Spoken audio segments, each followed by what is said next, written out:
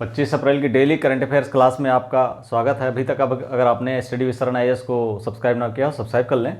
आज की जो पहली खबर है वो है गुयाना के साथ सहयोग। एस जयशंकर जो भारतीय विदेश मंत्री हैं वो जॉर्ज टाउन गए हुए हैं, गुयाना गए हुए हैं और वहाँ पर उन्होंने प्रधानमंत्री मार्क फिलिप्स से, गुयाना के प्रधानमंत्री मार्क फिलिप्स से और राष्ट्रपति इरफान अली से मुलाकात की जॉर्ज टाउन में। और वहाँ पर उन्होंने ऊर्जा क्षेत्र में ऊर्जा, आपदा प्रबंधन,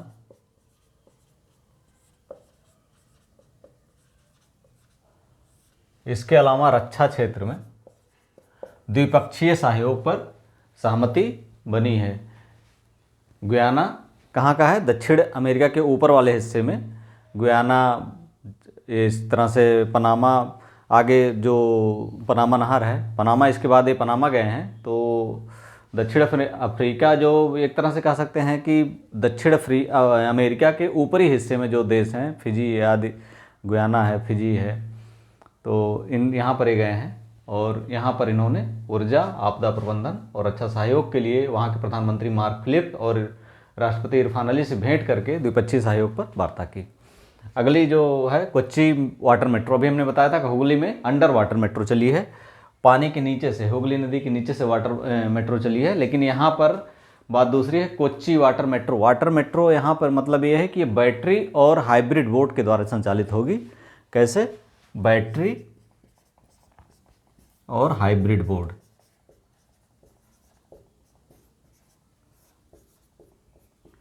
वहाँ पर हुगली में जो मेट्रो थी वो अंडर वाटर, पहली ज़मीन के नीचे या नदी के नीचे से, पानी के नीचे से चलने वाली मेट्रो पहली मेट्रो थी। और ये जो है कोच्चि वाटर मेट्रो देश की पहली वाटर मेट्रो है जो कोच्चि शहर को कुल 10 द्वीपों से जोड़ेगी।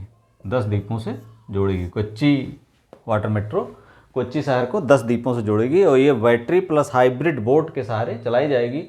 इसका किराया 20 रुपये है। इसके अलावा मंथली जो वहाँ पर सर्विस करने वाले हैं, इस तरह से कोई अगर कार्यालय बना वहाँ जाने वाले अगर हैं तो उनसे मंथली पास, ईयरली पास भी बनाए जाएंगे। बहुत ही सस्ते मेट्रो है और ये वातानुकूलित, ईयर फ्रेंडली, वातानुकूलित और इको फ्रेंडली, ये इको फ्रेंडली, वातानुकूलित और इको फ्रेंडली है। कोच्चि वाटर मेट्रो देश की पहली वाटर मेट्रो है। हुगली की जो अंडर वाटर मेट्रो चली थी वो पहली वाटर मेट्रो जो पानी के अंदर से चली थी, और ये वाटर मेट्रो है, पानी के ऊपर ही चलेगी, लेकिन ये हाइब्रिड बोट और बैटरी के साथ चलेगी। वो पहली वाटर मेट्रो है, कोच्चि में चल रही है, 10 द्वीपों को जोड़ेगी। इसके बाद अगला देखिए, नागालैंड और महिला आरक्षण। हम जानते हैं पूरे देश में महिला आरक्षण 33% लागू हो चुका है। 33% आरक्षण पूरे देश में है। और लेकिन नागालैंड इसका अपवाद, स्थानीय निकाय विशेषकर नागालैंड इसका अपवाद है। यहाँ पर एक हो परिषद होती है, जनजातीय परिषद, इसे यहाँ नागालैंड की भाषा में हो कहा जाता है। ये किसी भी तरह से तैयार नहीं है, जबकि सुप्रीम कोर्ट का बार बार निर्देश है कि इसको लागू किया जाए 33% आरक्षण। लेकिन यहाँ पर हो परिषद ये किसी भी कीमत पर लागू करने के लिए, यहाँ के बुद्धिजीवी परिषद, पत्रकार, मतलब यहाँ पर जो लोग हैं उनकी इच्छा नहीं है कि 33% लागू है। जबकि महिलाओं की स्थिति अगर देखा जाए भारत के संदर्भ में, तो सबसे कम महिला पुरुष के साक्षरता में जो अंतर है वो नागालैंड में है। महिलाएं यहाँ कार्यकारी हैं, महिलाएं बाहर निकलती हैं, महिलाओं की स्थिति हर जगह है। लेकिन जब बात आती है आरक्षण की या निर्णय लेने की बात आती है तो वहाँ पर यहाँ की कार्यकारी परिषदें, यहाँ की बुद्धिजीवी वर्ग पीछे हो जाता है। और विधानसभा, विधान परिषद में लगातार चर्चा होने के बावजूद कोई भी सरकार इतना दम नहीं दिखा पाती कि ये 33% आरक्षण लागू कर दे, क्योंकि वहाँ की कार्यकारी परिषदें या वहाँ की जनजातीय परिषदें इसको लागू होने से, हो परिषद जैसे जनजातीय परिषदें लागू करने के लिए तैयार नहीं है। लेकिन इस बार ऐतिहासिक हुआ है। एनडीपी जो वहाँ की सत्तारूढ़ जनता दल है, वो सत्तारूढ़ पार्टी है वर्तमान। अभी जल्दी हाल में विधानसभा चुनाव हुए हैं और इसमें भारतीय जनता पार्टी के सहयोग से जो सरकार बनी है, इसमें एनडीपी की ही 2 महिलाएं चुन कर गई हैं। इसलिए ये बना है, उम्मीद जगी है कि भविष्य में ऐसा जल्दी संभव होगा। सुप्रीम कोर्ट भी इसमें माननीय सुप्रीम कोर्ट भी इसमें बहुत स्ट्रिक्ट है नज़र आ रहा है और उम्मीद है कि जल्दी से जल्दी यहाँ पर 33% आरक्षण लागू हो जाएगा नागालैंड में। ये हुई आरक्षण की बात। इसके बाद एक ऑपरेशन कावेरी, हम जानते हैं कि सूडान अभी जल्दी बट करके 2 दक्षिणी और उत्तरी सूडान में बटा था। यहाँ पर जो सेना है, सेना और अर्धसैनिक कह सकते हैं अर्धसैनिक बल या अर्धसैनिक टुकड़ियाँ वहाँ की जो हैं, जो स्थानीय टुकड़ियाँ हैं, उनसे अर्धसैन्य बल टाइप की टुकड़ियाँ हैं, अर्धसैन्य बल ये कह सकते हैं विद्रोही टुकड़ियाँ हैं।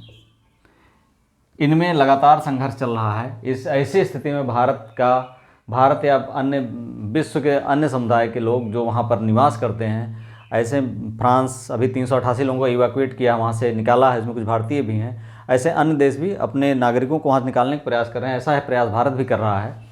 उस भारत का जो सूडान से निकालने का, अपने नागरिकों को निकालने का प्रयास है, उसका नाम ऑपरेशन कावेरी रखा गया है। ये जब भी कोई ऑपरेशन होता है तो एग्जाम में पूछा जाता है, तो यहाँ पर ऑपरेशन कावेरी सूडान से अपने नागरिकों को निकालने के लिए, सफलतापूर्वक बचाने के लिए ये प्रयास किया जा रहा है। इसके बाद अगला है एक पर्सनालिटी है शहाबुद्दीन। इन्होंने अभी सोमवार को बांग्लादेश के राष्ट्रपति के रूप में शपथ ली है। सोमवार को बांग्लादेश के राष्ट्रपति, बांग्लादेश के राष्ट्रपति। उस समय राष्ट्रपति शपथ ग्रहण समारोह में वहाँ की प्रधानमंत्री जानते हैं शेख हसीना भी उपस्थित थीं। शहाबुद्दीन बांग्लादेश के राष्ट्रपति। इसके बाद स्टैटिक जीएस में अगर देखते हैं तो भारतीय दर्शन ये एग्जाम में अक्सर पूछा जाता है, हर एग्जाम में दूसरे तीसरे एग्जाम में मिलाने वाला आ जाता है, तो इसको देख लीजिए आप। इसमें भारतीय दर्शन में सांख्य कौन है? सांख्य प्रवर्तक कपिल, योग के पतंजलि, बस ऐसे एज इट इज देख लीजिएगा इसको। न्याय के गौतम, पूर्व मीमांसा के जैमिनी, उत्तर मीमांसा के बादरायण, इनका ब्रह्मसूत्र एक ग्रंथ है, ब्रह्म सूत्र, वैशेषिक के कड़ाद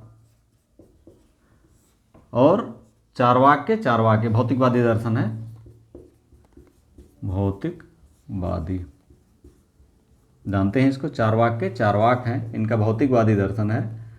जब तक जियो, सब लोग जानते हैं, जब तक जियो सुख से जियो, कर्जा लेकर घी पियो।